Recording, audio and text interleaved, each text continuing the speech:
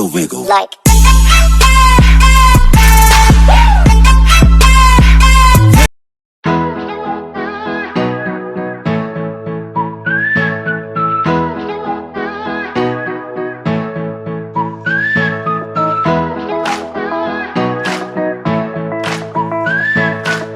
So we have entered and ये यहाँ का पूरा सीन है जो आप लोग देख सकते हैं। मैं पूरा आपको दिखाऊंगा इसमें क्या क्या हो रहा है, हम लोग क्या क्या यहाँ पे देख रहे हैं, क्योंकि बहुत बड़ा है ये ruins ऑफ नालंदा। पूरा यहाँ पे एक खंडर बहुत बड़ा है। So now after entering we can see in the centre that it is this the archaeological survey of India Nalanda. So यहाँ की नेचुरल ब्यूटी बहुत ही अलग है, जैसा कि आप देख सकते हैं। हर जगह यहाँ पे ग्रीनरी दिख रही है from there to there. And उसके बाद यहाँ पे पूरा मैप दिखाया जा रहा है कि कहाँ पे क्या क्या है। सो जैसा कि यहाँ पे लिखा है, the world heritage committee has inscribed archaeological site of Nalanda Mahavihara at Nalanda Bihar on the world heritage list. Imagine a university in medieval India which attracted students from far and wide, even foreign students. Yes, that's the story that the ruins of Nalanda tell us. A Mahavihar equipped with resources and library which was destructed thrice by invasive rulers but rebuilt only twice. Nalanda was established in 5th century AD in Bihar. It survived until the end of 12th century. Bakhtiyar Khilji, a Turkic invader, destroyed the university in 1202 AD. So ये पूरा map है यहाँ का। So यहाँ पे हम लोग देख सकते हैं कि टोटल 11 मॉनेस्ट्रीज हैं एंड जो छोटे छोटे ब्लॉक्स दिख रहे हैं वो उस वक्त स्टूडेंट्स के रूम हुआ करते थे। So this was basically the temple. So this is the monastery number 1. So ये पूरा कमरा था जो बहुत धंस चुका है कह सकते हैं अंदर तक, बिकॉज 3000 साल पुराना ये पूरा इंसिडेंट था। तो आप समझ सकते हैं कि यहाँ पे क्या क्या हुआ होगा उसके बाद। सो ये सब हॉस्टल के रूम्स थे।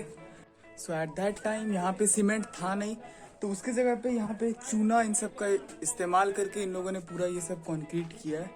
एंड रूम का जो पूरा साइज था वो 10x10 था। यहाँ पे लगभग 12,500 कमरे थे उस वक्त।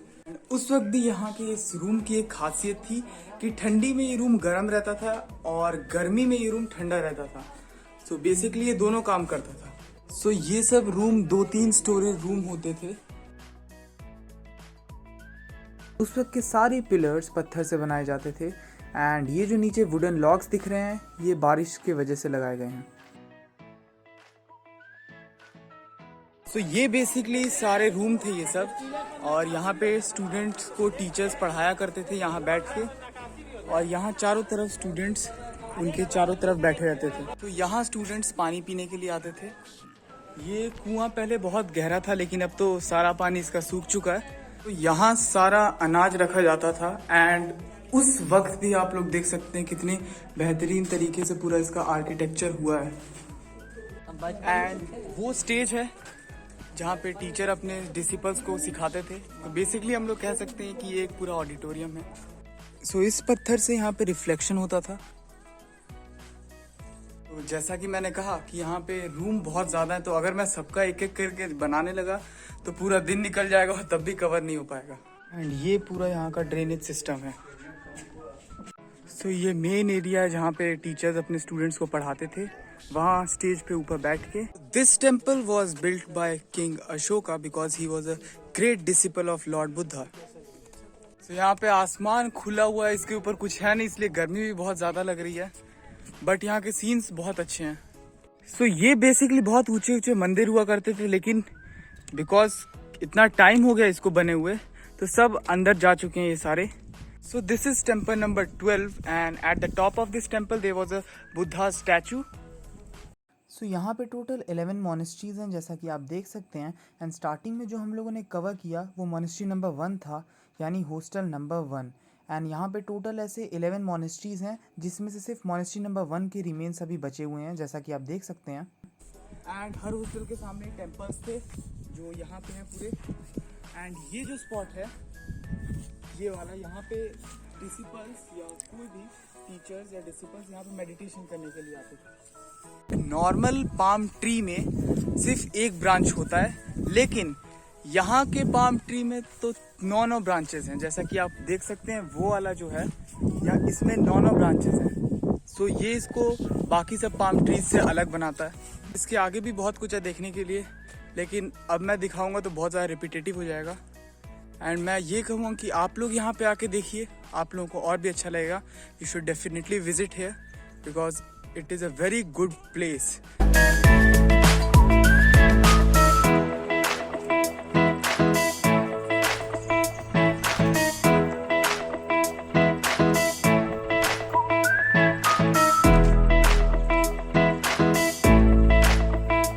So now we are heading towards the museum and I will show you कि वहाँ पे क्या क्या है।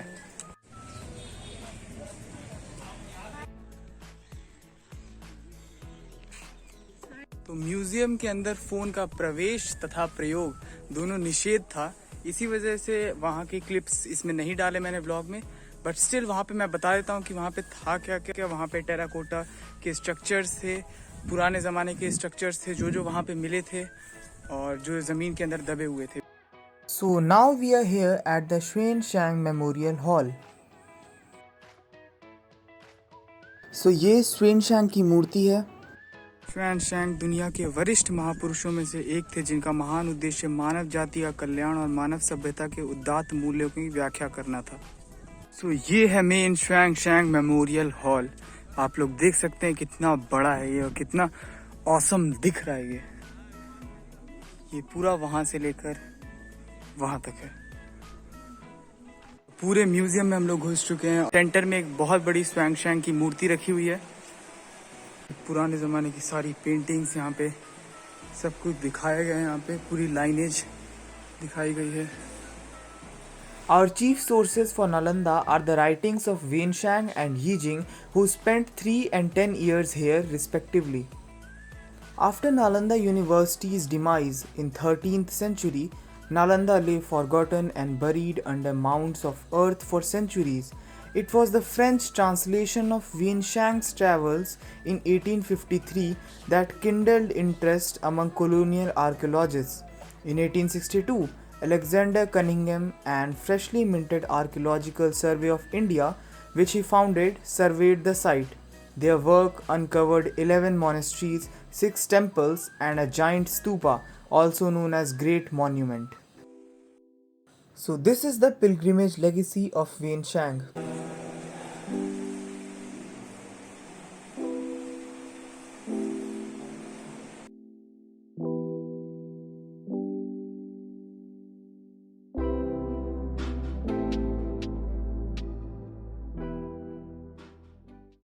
Shining in the setting sun like a pearl upon the ocean.